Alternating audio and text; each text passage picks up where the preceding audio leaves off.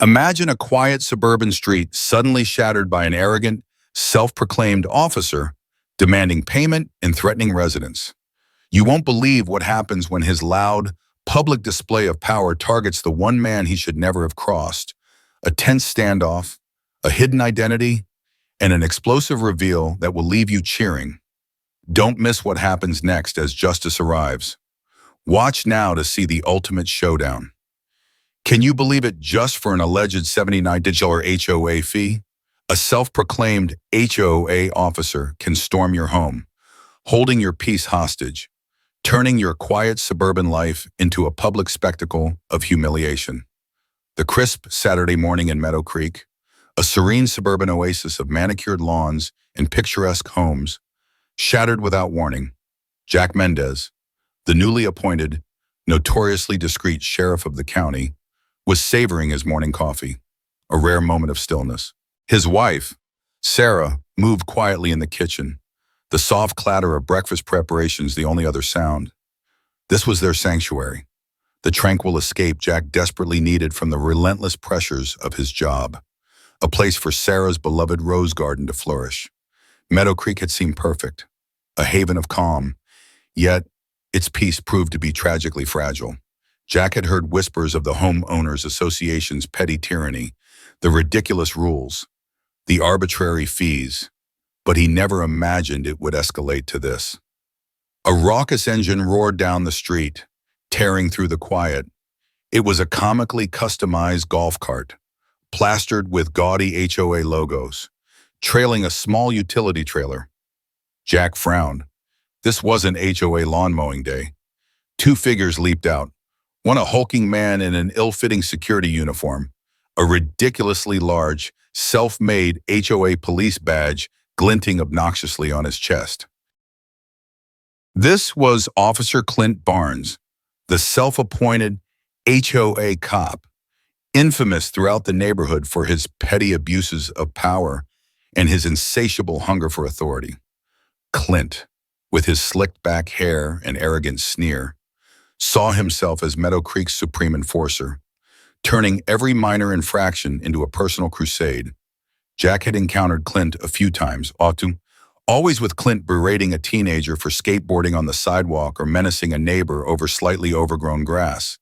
Jack had been irritated, but maintaining his low profile in a new home, he hadn't intervened. Until now, Clint's custom golf cart screeched to a halt, deliberately blocking Jack's driveway.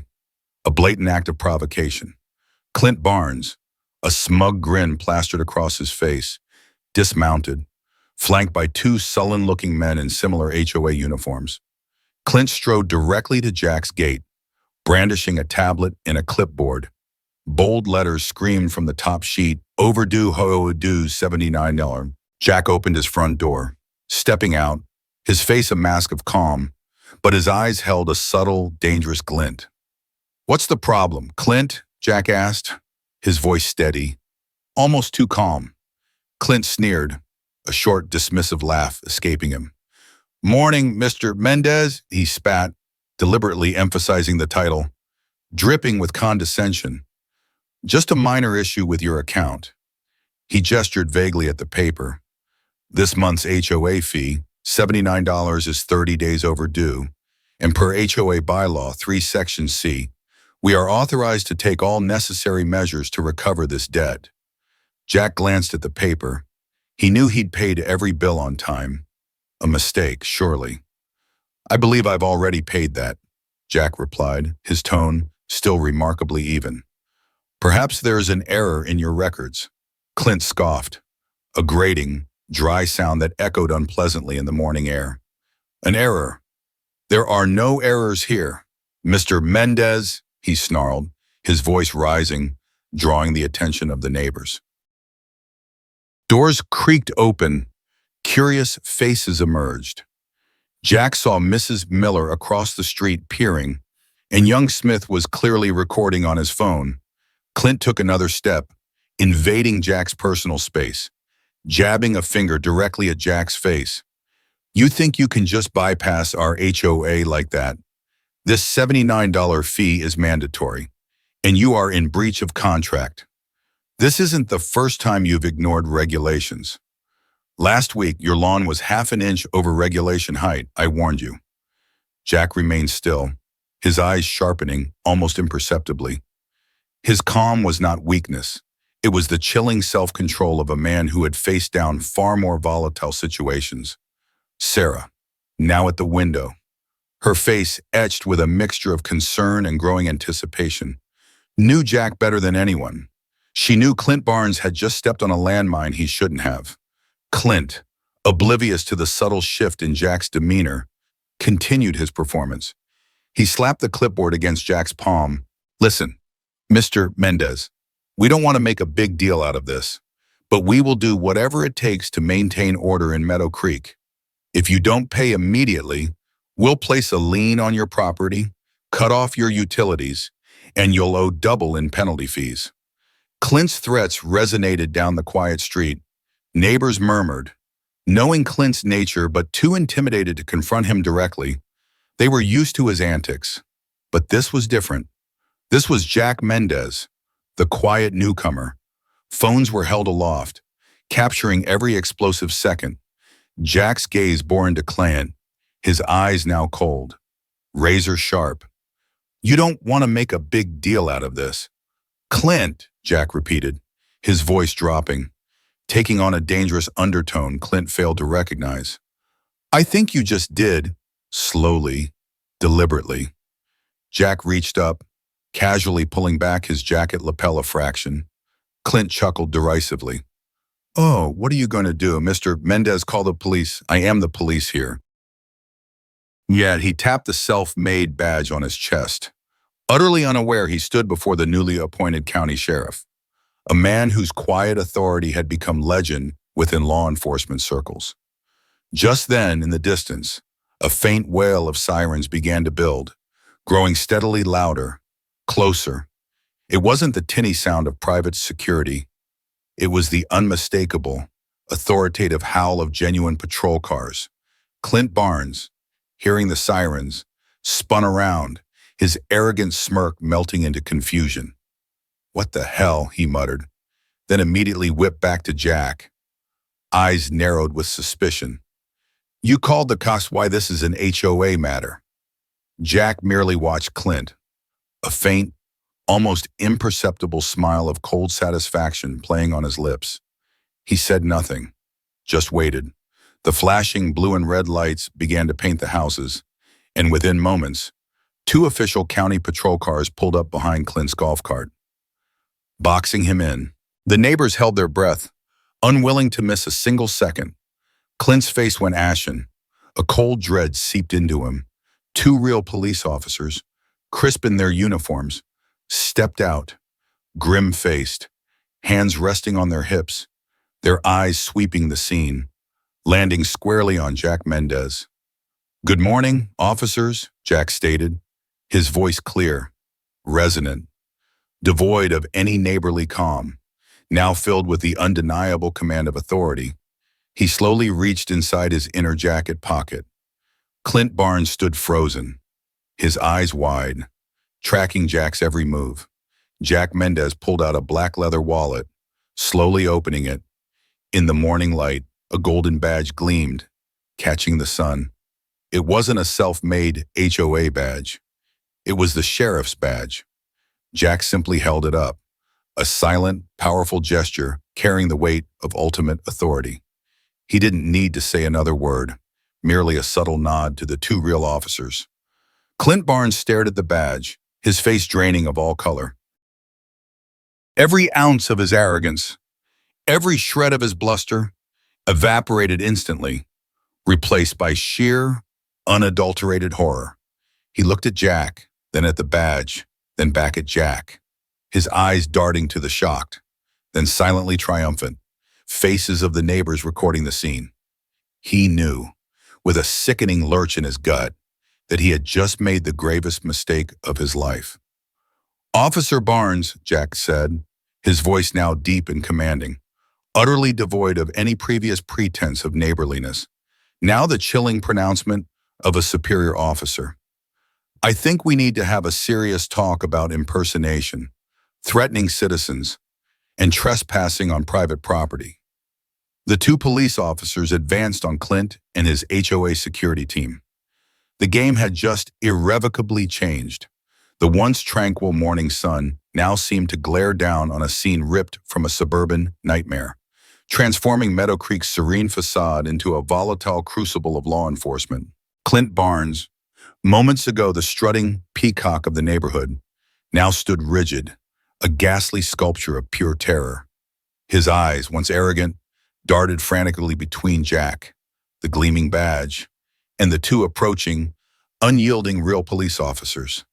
Panic contorted his face, every muscle tense with the agonizing realization of his catastrophic blunder.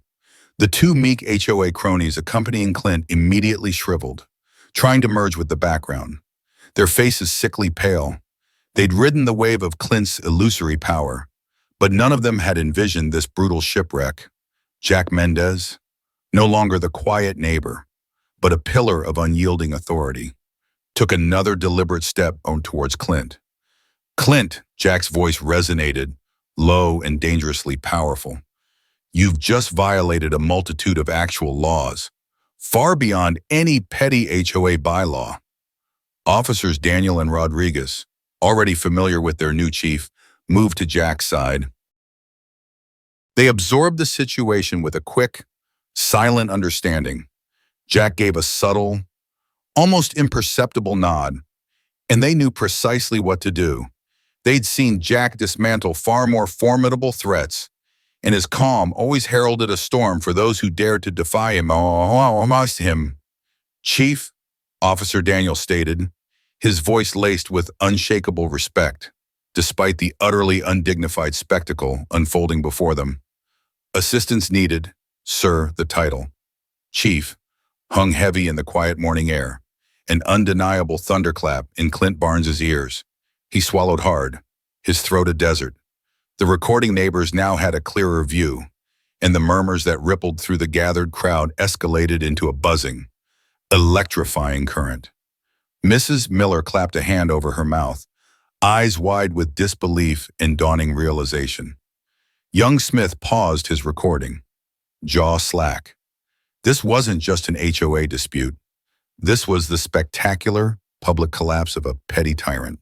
Clint Barnes, in a pathetic, desperate attempt to salvage his crumbling reality, stammered, No, Chief, this is just a minor misunderstanding. We were just trying to enforce HOA rules. Jack offered no smile. Enforce rules, Clint, by blocking my driveway, threatening my wife, and impersonating a police officer when you have no authority whatsoever. Jack's gaze pierced through Clint, unwavering. You didn't just impersonate an officer, you threatened the safety and privacy of citizens. That, Clint, is a felony. Sarah, still at the window, watched Jack, a fierce pride swelling in her chest. She knew Jack would never allow anyone to harm his family or invade their sanctuary. What Clint Barnes had done was a profound personal affront to Jack, not merely as the sheriff, but as a man in his own home. Officer Rodriguez advanced on Clint, his eyes like daggers. Mr. Barnes, we're going to need your identification and all documentation regarding your authorization to act as an HOA police officer or any other law enforcement capacity. Clint began to backpedal, bumping into his ridiculous golf cart. He had no such documentation. No. Oh, no, I'm just a board member of the HOA. I'm not a real cop, he whimpered, his voice cracking.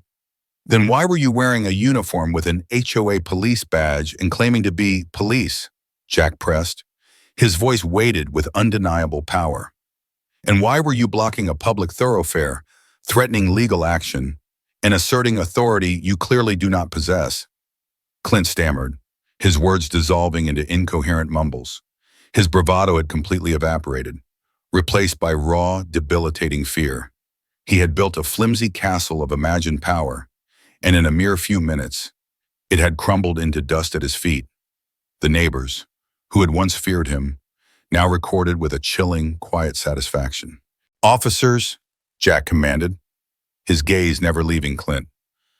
I want a full investigation into every single one of Mr. Barnes's actions under the guise of HOA police. I have reason to believe there are numerous other instances where he has abused power, intimidated residents, and potentially extorted money. I want all HOA documentation and his supposed authority thoroughly examined. Jack's words were a death knell. Clint Barnes, once the petty overlord of Meadow Creek, was now reduced to a trembling, pathetic shell of a man. He stared at Jack's badge, then at the recording phones. He knew he was finished. Officer Daniel produced his handcuffs. The metallic click echoed with chilling finality for Clint. Mr. Barnes, you are being detained for impersonating a police officer and threatening citizens. You have the right to remain silent. Anything you say can and will be used against you in a court of law. You have the right to an attorney. If you cannot afford an attorney, one will be provided for you before questioning. The two other HOA security guards began to visibly panic. We didn't know anything. Chief, we were just following his orders. One of them blurted out, trembling. Jack turned to them, his expression firm. I understand. You will have your opportunity to explain everything.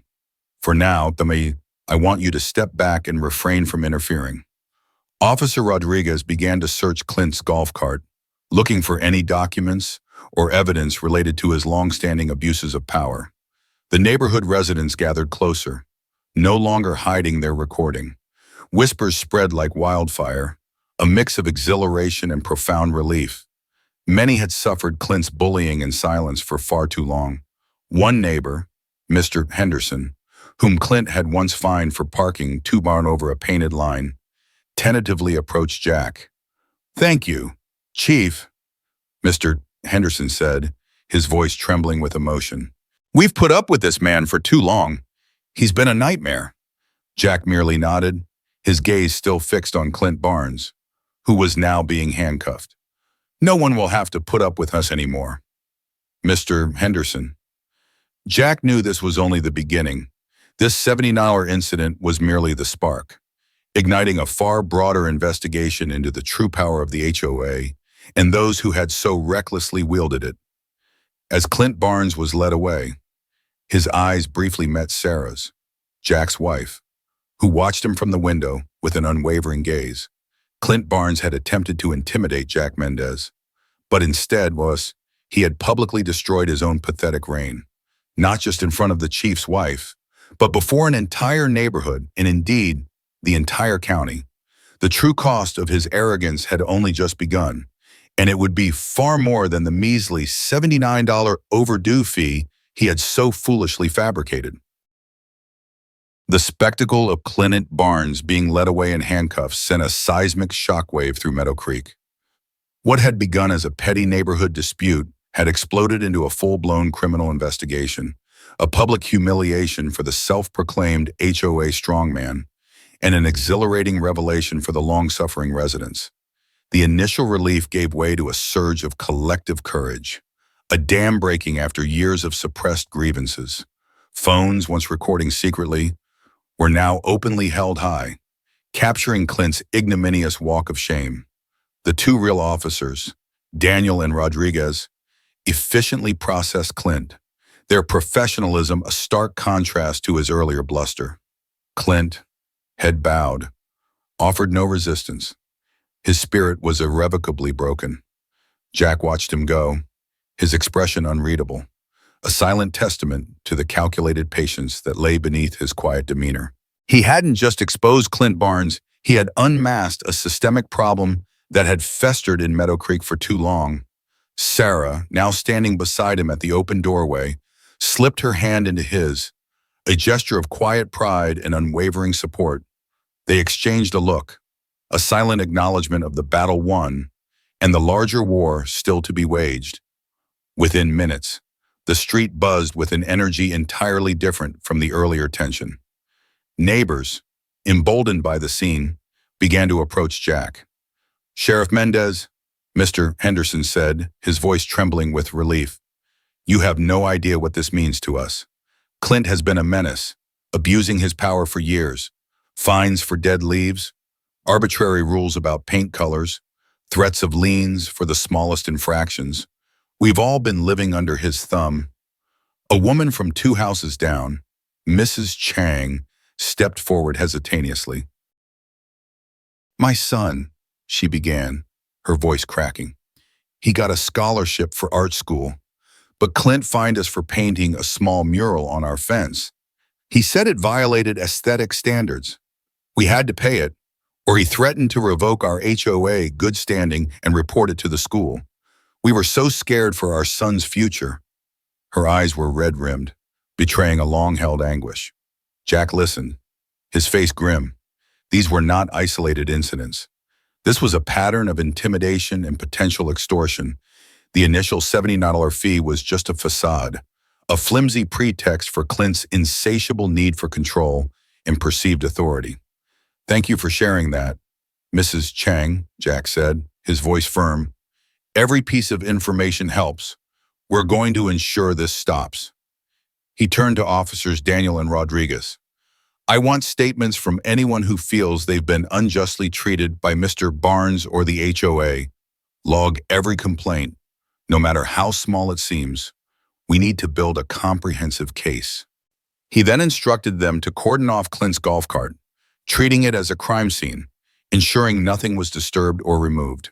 The other 2 HOA guards were also being interviewed, their faces pale, desperately trying to distance themselves from Clint. Word of the HOA chief's arrest spread like wildfire throughout Meadow Creek, reaching beyond the immediate street. The HOA board, a group notoriously resistant to any challenge to their authority, received the news with a mixture of shock and outrage.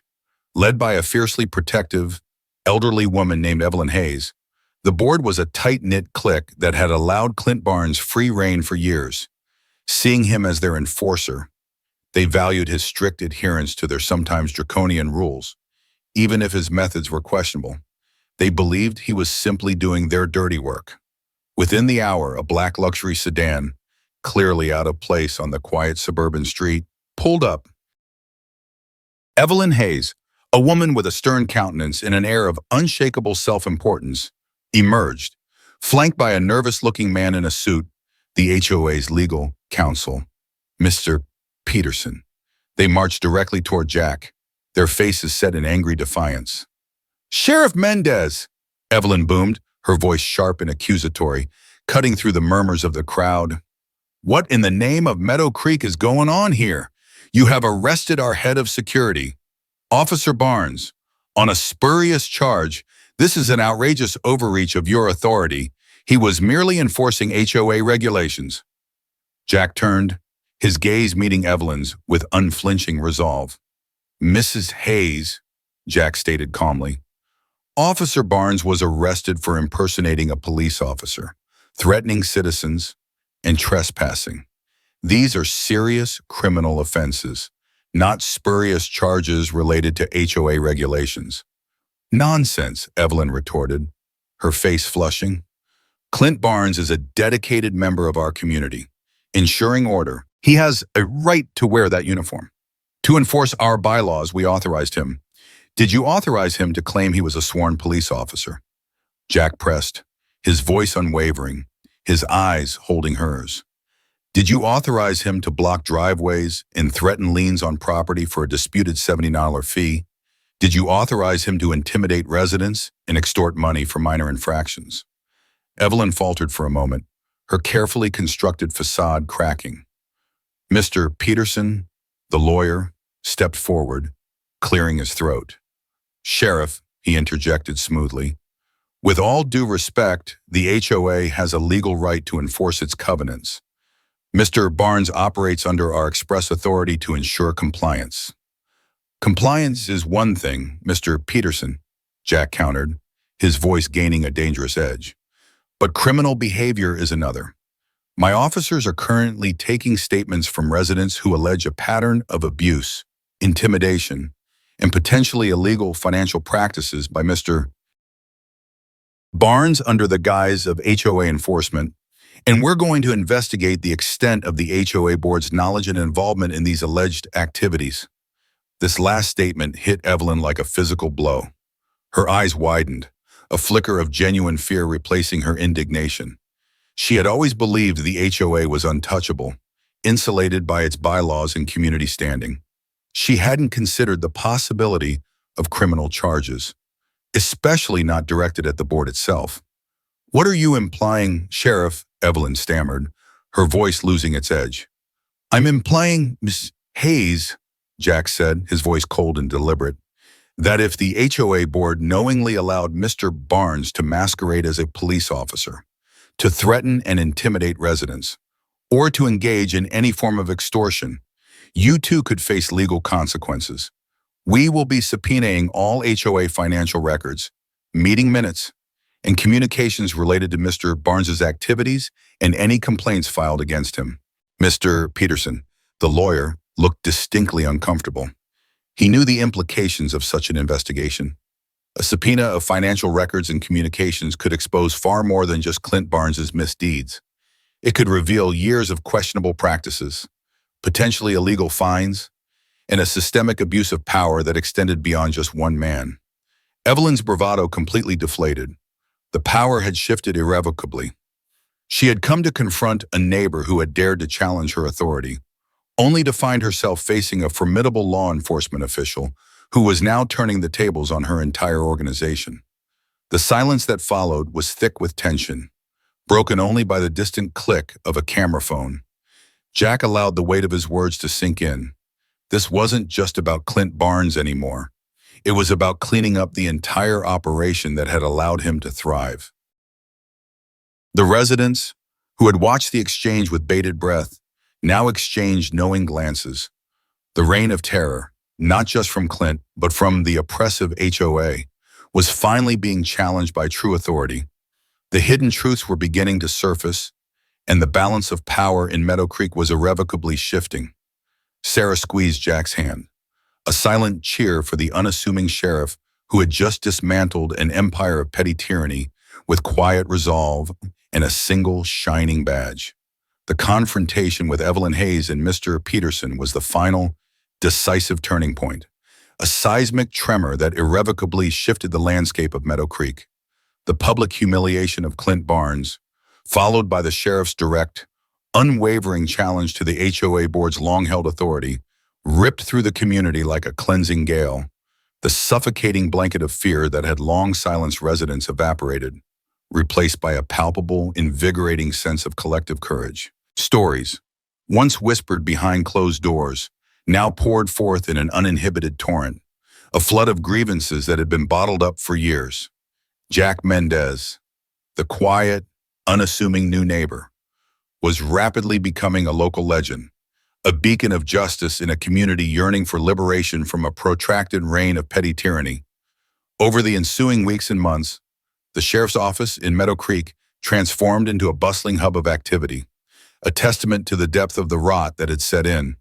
Jack personally oversaw the burgeoning investigation, dedicating significant resources to unraveling the HOA's tangled web of alleged abuses. Officers Daniel and Rodriguez, now augmented by a specialized team of financial investigators and legal aides, meticulously collected testimonies. Neighbors, once hesitant to even murmur a complaint, now eagerly recounted harrowing tales of exorbitant fines for minor, often fabricated infractions, aggressive threats of property liens for contested charges, and invasive inspections justified by vague, ever-shifting community standards. Mrs. Chang's poignant story about her son's mural was merely the tip of a vast iceberg. There were elderly residents fined for leaving cherished garden gnomes out too long, families threatened with eviction for having slightly overgrown shrubs, and even a young couple who faced a substantial penalty for a faint, seemingly harmless shade of beige on their front door. Deemed unapproved by Clint's capricious whims, the HOA's once impenetrable fortress of convoluted bylaws and perceived legal immunity began to crack, then shatter, under the relentless, systematic scrutiny of the sheriff's department. Jack, leveraging his profound knowledge of municipal law and his extensive network within the county's legal system, ensured that every subpoena was meticulously crafted, leaving no loopholes. Each legal challenge from the HOA's formidable counsel was met with an ironclad counter-argument, A legal maneuver so precise, it left them no room to maneuver. The subpoena for all HOA financial records, comprehensive meeting minutes spanning years, and internal communications, particularly those involving Clint Barnes, hit the board with the force of a battering ram. Initially, Evelyn Hayes and the entrenched board members, clinging desperately to their dwindling authority, attempted to stonewall. They cited nebulous concerns about privacy, proprietary information, and the supposed sanctity of their internal operations. But Jack's office was unwavering, a relentless tide against their crumbling defiance. Each refusal was met with a swift, escalating legal motion. Each deliberate delay was countered with a stern, unmistakable reminder of the severe penalties for obstruction of justice. Mr. Peterson, the HOA's attorney, finding himself outmaneuvered and outclassed at every turn, his carefully constructed legal defenses crumbling, began to advise immediate, albeit grudging, cooperation. He realized that fighting the county sheriff, especially one with Jack Mendez's reputation for meticulousness, unwavering integrity, and a quiet, almost chilling determination, was a losing battle, a self-destructive act. The forensic financial audit of the HOA's books, conducted by independent experts brought in by the sheriff's office, unveiled a deeply disturbing pattern. Not only were there countless unsubstantiated charges, arbitrary fees, and questionable late penalties that appeared to be nothing more than thinly veiled extortion, but there was also irrefutable evidence of significant community funds being diverted from legitimate improvement projects into shadowy accounts or simply vanishing without a trace. Clint Barnes, it turned out, hadn't just been a self-important bully, he was an active, central participant in a sophisticated, potentially fraudulent scheme. He had been receiving a hefty enforcement bonus, a direct percentage of the fines he issued, incentivizing him to create conflict and extract money from residents. His HOA police badge wasn't merely an act of vanity or an ego boost, it was a psychological weapon, expertly wielded to intimidate, coerce, and ensure compliance with illegal, often fabricated, demands. The deep dive into the HOA's meeting minutes and internal emails revealed a damning pattern. The board had consistently dismissed resident complaints about Clint's increasingly aggressive and abusive tactics. Instead of reining him in, they often praised his diligence and effectiveness in maintaining order. While there was no direct, smoking gun evidence that the entire board had explicitly ordered Clint to impersonate an officer or commit extortion, the paper trail strongly suggested they were, at the very least, willfully negligent and profoundly complicit. They had knowingly created and nurtured an environment where such egregious abuses could not only thrive, but were implicitly encouraged. They had ignored countless red flags, dismissed desperate pleas for help, and directly benefited from the pervasive climate of fear Clint had so carefully cultivated. The local news, initially drawn to the story as a quirky HOA nightmare expose, quickly realized the far graver implications. As the investigation deepened, it transformed into a serious, high-profile journalistic inquiry into community governance, accountability, and the dangers of unchecked power. Reporters flocked to Meadow Creek, their cameras and microphones thrust into the faces of residents who, now unburdened by fear, shared their harrowing experiences. The sight of Jack Mendez, always calm, articulate, and authoritative, speaking to the cameras about upholding justice, protecting citizens' rights, and restoring trust in local institutions, cemented his image as an undeniable hero in the public eye. Clint Barnes, meanwhile, languished in a county jail cell, a stark contrast to his earlier grandiosity. His once slicked hair was disheveled, his clothes rumpled, his face drawn and pale, etched with the cold, hard lines of reality. His grand illusions of power had utterly shattered, replaced by the grim, suffocating reality of a concrete cell and the terrifying prospect of a lengthy prison sentence. The charges against him escalated dramatically from simple impersonation to include multiple felony counts of extortion, criminal coercion, aggravated harassment, and even fraud. The evidence, bolstered by dozens of compelling resident testimonies, the damning HOA's own corrupted financial records, and the thorough police investigation, was overwhelming and irrefutable. His desperate, pitiful attempts to shift blame onto the HOA board were met with cold indifference from prosecutors and judges alike. The evidence pointed directly and unequivocally to his own malicious actions. As the weeks bled into a month, then several, the grand jury convened. Based on the sheriff's comprehensive, meticulously built investigation, they returned a scathing, multi-count indictment.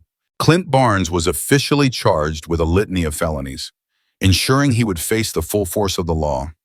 Furthermore, the district attorney's office, working closely and collaboratively with Jack Mendez, announced that several key members of the HOA board, including the defiant Evelyn Hayes, were facing significant civil lawsuits for gross negligence, dereliction of duty, and potentially criminal charges for their direct and indirect roles in enabling Clint's illegal activities. The iron fist of the HOA, once seemingly absolute and unchallengeable, was crumbling, its foundations corroded by years of unchecked corruption. The true climax, a moment of profound public reckoning, arrived on the day of Clint Barnes's arraignment. The courthouse was packed to capacity, overflowing with a sea of reporters, curious citizens, and most importantly, dozens of Meadow Creek residents, many of whom had been direct victims of his tyranny. Jack Mendez was there, not in his uniform, but as a silent, formidable presence. Standing discreetly in the back of the courtroom was Sarah, her hand gently resting on his arm. When Clint Barnes was brought in, shackled, his head bowed, and looking utterly broken, a collective gasp swept through the courtroom. Gone was the swaggering, arrogant HOA cop, the strutting bully who had terrorized their streets. He was a shell of his former self, his eyes darting nervously, desperately avoiding eye contact with anyone, especially the faces of those he had intimidated. He looked at the gallery, at the grim, unyielding faces of the people he had wronged, and saw no flicker of sympathy, only a righteous, collective sense of justice. The judge read the charges, each count a metaphorical nail in Clint's coffin, each legal term echoing with the weight of his crimes. When asked for his plea, Clint, in a voice barely above a whisper, choked out "not guilty," a final pathetic act of defiance against the overwhelming, undeniable truth. But his plea rang hollow, a desperate lie in the face of irrefutable evidence. The following months saw a flurry of legal activity that transformed the legal landscape of Meadow Creek. The civil lawsuits against the HOA board progressed rapidly, culminating in substantial initial settlements being awarded to several residents who had suffered significant financial losses and emotional distress due to Clint's fraudulent fines and the board's complicity. The HOA itself was forced to undergo a complete, unprecedented restructuring. Evelyn Hayes and several long-standing board members, facing immense public pressure, legal ramifications, and internal dissent, resigned in disgrace. New, democratically elected residents, committed to transparency, ethical governance, and genuine community service, stepped into leadership roles, promising to dismantle the old, oppressive system brick by brick. Clint Barnes's criminal trial was swift and decisive. Faced with irrefutable evidence, overwhelming testimony from dozens of courageous victims, and the relentless, meticulous prosecution led by the district attorney's office, Clint eventually, and perhaps inevitably, changed his plea to guilty on several key felony charges in exchange for a slightly reduced sentence. It was a desperate, last-ditch attempt to avoid the maximum penalty, but it was also a full public admission of his manifold crimes. He was sentenced to a substantial prison term, a just and fitting retribution for years of malicious abuse, rampant fraud, and the corrosive fear he had sown. The final, lasting scene in Meadow Creek was one of profound, quiet triumph and a vibrant, renewed community spirit. The morning sun shone brightly on a Saturday, much like the one that had witnessed Clint's dramatic downfall. But this time, the sounds that filled the air were different, imbued with a newfound lightness, children laughing freely as they rode their bikes on sidewalks, neighbors chatting openly and warmly in their front yards, and the gentle, harmonious hum of lawnmowers, not the threatening buzz of a forced HOA inspection, but the peaceful, rhythmic sounds of individual home maintenance and civic pride. Jack Mendez, in his usual unassuming, casual attire, was outside, helping Sarah prune her beloved rose bushes, their vibrant blooms a metaphor for the revitalized community. The driveway, once a site of intimidation and conflict, was now simply a driveway, a peaceful entryway to their home. The golf cart was gone, banished, replaced by an encompassing sense of calm and security. A few neighbors walked by, offering warm smiles and heartfelt nods, a silent acknowledgement of the quiet hero in their midst. Mr. Henderson waved, a genuine, unburdened smile on his face. The weight of years of oppression finally lifted. Mrs. Chang's fence now proudly displayed a vibrant, community-approved mural, a living symbol of freedom, artistic expression, and the triumph of human spirit over arbitrary rules.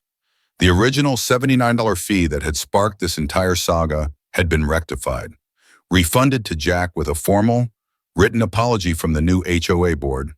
But the true victory was immeasurable, extending far beyond a mere financial restitution.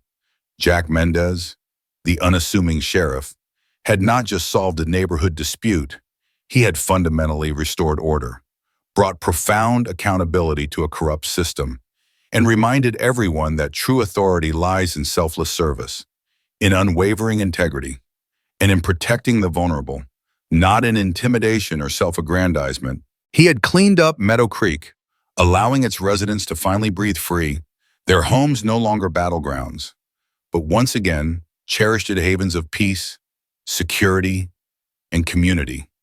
The era of the self-proclaimed HOA cop was decisively over, replaced by genuine justice and a profound collective sense of renewed community.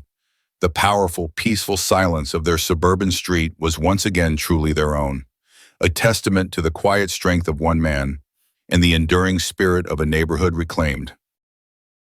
What an incredible ride today. We witnessed the dramatic unraveling of unchecked power and the quiet triumph of true authority. Jack Mendez's story reminds us that true strength lies not in intimidation, but in integrity and composure. Thank you for joining us on this thrilling journey of suburban justice.